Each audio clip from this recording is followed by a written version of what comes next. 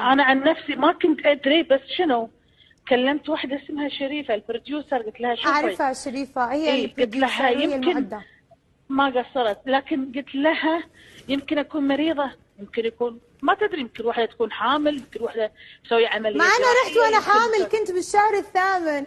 اي يعني كل هالامور وكل هالتفاصيل صحيح. الواحد لازم يعرف هذه الامور. الله يخليك لا صحيح. تخرعيني، لان اذا شيء ما يناسبنا ما اقدر اسويه. صحيح. كانت تقولي لا بصراحه كذا كذا كذا كذا، قلت لها خلاص بعد انا بسكت وكملت الموضوع. بس لما يعني قالوا لي كنتي عارفه قبل المقلب وكملتي الموضوع على ان رده فعلك ما تدرين. لغايه ما تصريح طلعت خطير، بالسياره فضحت الارامل. قالوا لي راح اقول خلاص انتهت الحلقه وقبضت فلوس رحت في داهيه يا رامز يا جلال، رحت بس لا والله للامانه يعني تعاملوا معي كلهم بلطف. امس سويت